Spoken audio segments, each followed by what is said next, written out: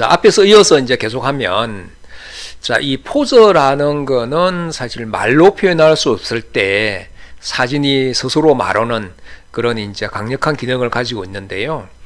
이 사진도 한번 보십시오. 이 사진을 보시면 여러분들도 또 뭘 찍었을까 이런 생각이 좀 드시죠. 제가 사진을 처음 배웠을 때 찍은 사진 중에 하나입니다. 2001년도에 사진을 배웠는데 그때 아주 초창기에 이런 작업을 많이 했었거든요. 이게 뭘까요? 여자 상주가. 맞습니다. 여자 상주. 그러니까 상여를 따라가는 여자 상주. 그죠? 그러니까 여기도 참 그때도 감각적으로 좀 찍었던 게, 이제 이런 사진을 찍을 때는 셔터 속도를 빠르게 하면 안 됩니다. 당연히 이 상여 행렬을 따라갈 때는 이제 좀 떨리고 슬프고 좀 힘들잖아요. 그죠?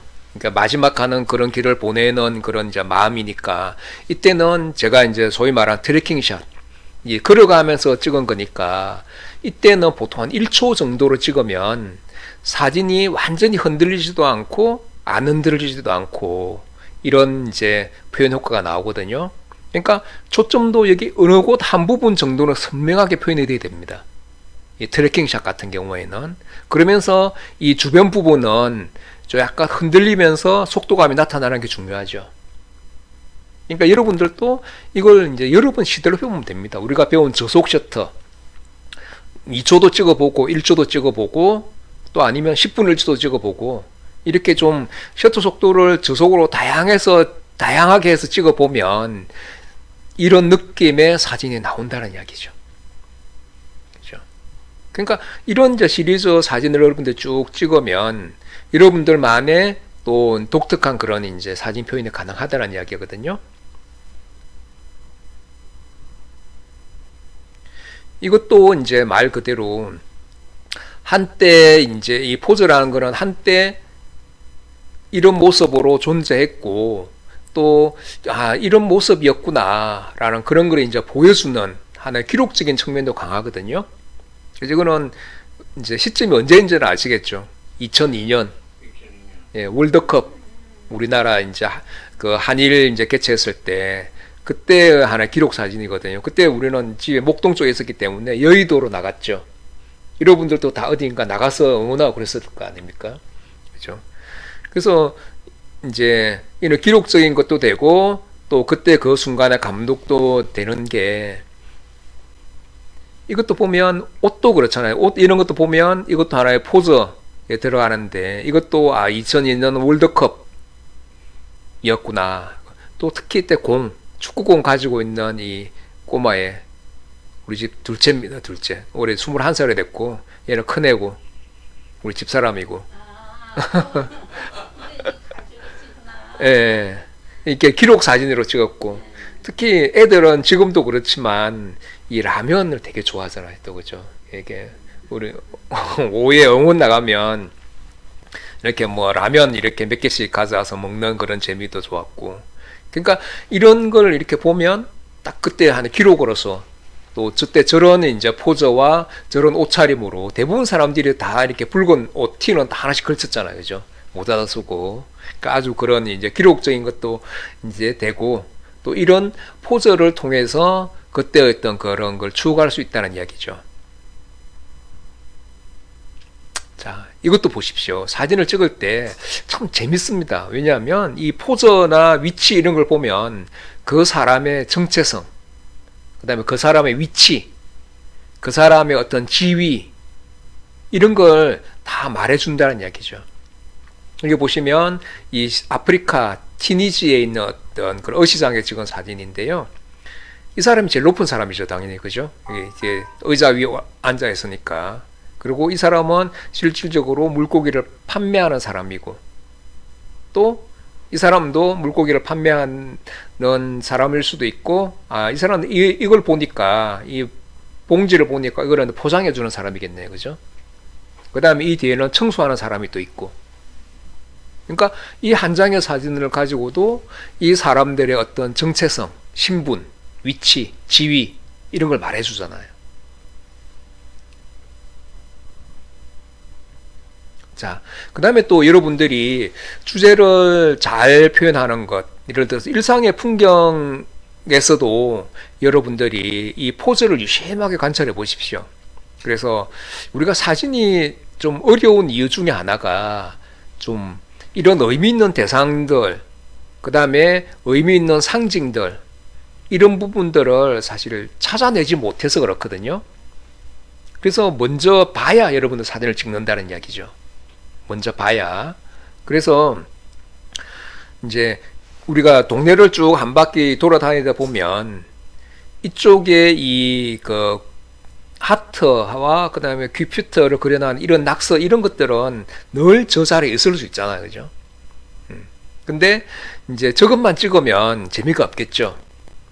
그러니까 저도 이제 몇 번 한번 우연히 저 길을 이제 저쪽에 광화문에서 서소문 쪽으로 쭉 걸어가다 보니까 이런 골목들이 있더라고요. 그래서 사진을 찍을 때 여러분들은 가능하면 좁은 골목으로 다니십시오. 넓은 골목에는 별로 찍을 게 없습니다. 그래서 가보니까 우연히 저 친구가 담배를 피우고 있더라고요. 그 식당 이제서 주방 일 하는 사람 같은데, 근데 이제 처음부터 바로 찍으면 안 되고, 나도 건너편에서 이제 가만히 이제 뭐 서 있거나 조금 약간 좀 기다린 다음에 이제 이거는 같은 경우에는 뭐 사진 좀 찍어도 되겠습니까? 하고 물어보면 그 순간에 어떤 깨지잖아요. 그죠? 그래서 그냥 자연스럽게 그냥 몰래 한 컷 살짝 찍는 거죠. 이런 같은 경우에는. 이런 얼굴 자세히 안 나와서 그렇죠. 네. 자세히 나오면 네. 그러니까 너무 이제 저런 초상권에 대해서 뭐 예민하게 반응할 필요는 없습니다. 뭐, 그러니까 이제 그 상대방의 얼굴을 아주 가까이 찍는다든지 정면으로 이렇게 다 드러나게끔 찍는다든지 이런 거 문제가 되죠. 그리고 또 몰래 찍는 것도 그렇고. 근데 이제 이 같은 경우는 자연스럽게 하나의 이제 풍경의 일부로서 찍는 건 어느 정도 허용이 됩니다. 또 그리고 저 사람이 이 사진을 보고 나를 왜 찍었어요 하면서 그 이제 초상권 그걸 이제 문제 제기를 하면 문제가 되는데 그런 경우는 그렇게 많지는 않거든요. 그러니까 자연스럽게 찍는 일상의 풍경들, 소위 말하는 이제 이것도 그 스트리트 풍경이잖아요. 일상의 거리 풍경은 이 정도는 괜찮습니다.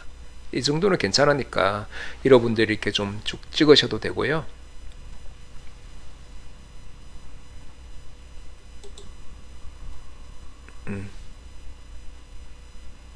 그리고 여기도 보면 담배 피우는 그런 장소 같아요. 장소.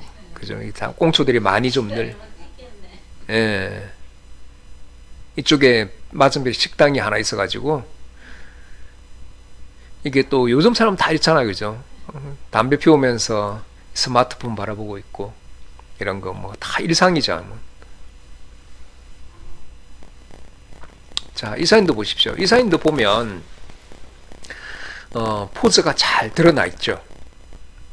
여러분들도 재밌죠.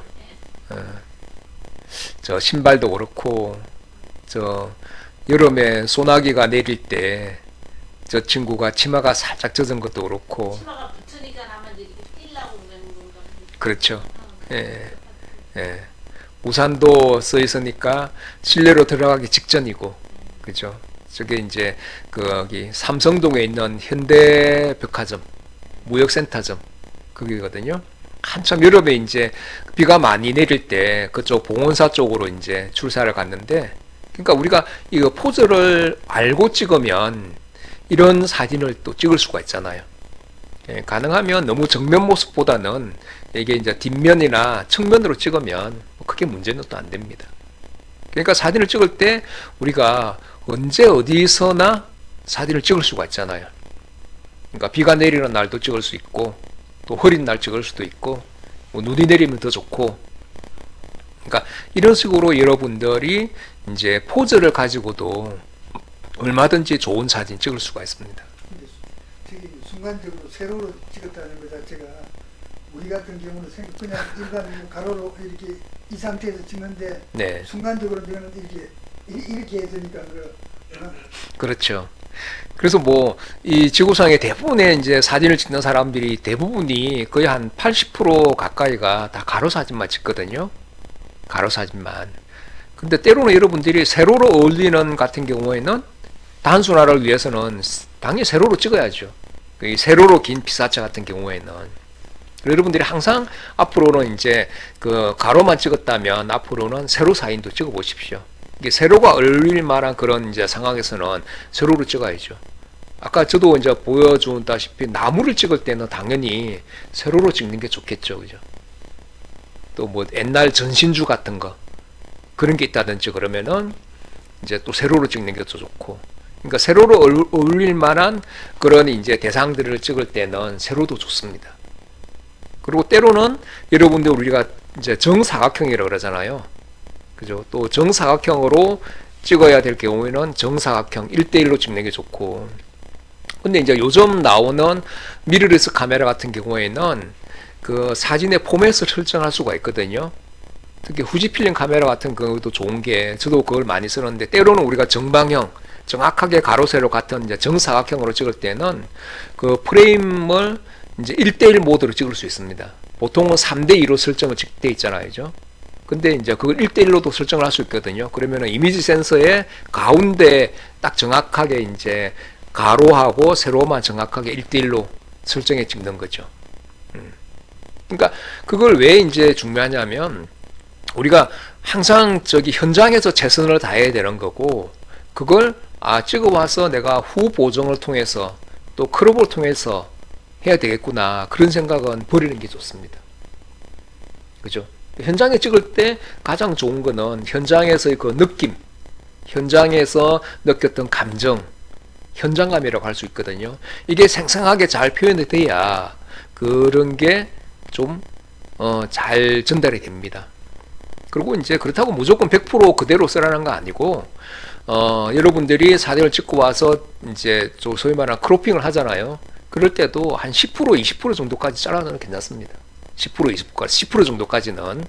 근데 이제 특히 어떤 분들은 막 50%까지 잘라내잖아요. 그런 걸 썩 좋은 방법은 아닙니다. 너무 많이 잘라내는 거거든요. 안 좋고. 이제 그래서 오늘 이제 쭉 이렇게 정리를 해보면 여러분들이 사진을 찍을 때 무엇보다도 가장 중요한 거는 이제 그 사물을 유심하게 관찰하라. 그냥 보이는 대로 찍는 게 아니라 여러분들이 의도적인 그런 이제 시선으로 이제 그 깊이 있게 바라봐야 된다는 이야기죠. 그리고 또 여러분들이 사진을 찍을 때 이제 특히 사진의 포즈, 기호, 상징 이런 것들을 많이 이제 유의해서 찍으라 그랬죠. 그렇게 이렇게 찍어야 이 사진을 통해서 여러분들이 표현하고자 하는 메시지, 주제가 제대로 잘 전달된다는 이야기거든요.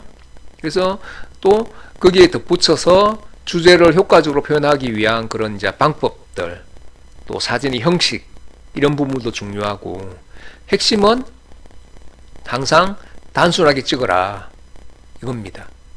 그래서 여러분들이 이제 이런 식으로 오늘 이제 한 건 사진적으로 바라보기와 포즈를 이용한 주제의 표현인데요. 이제 앞으로 점점점 여기에 기반을 해서 여러분들이 한번 사진을 찍어 보십시오. 그죠? 네. 그러니까 여기까지 하고 오늘 마치겠습니다. 네, 수고하셨습니다.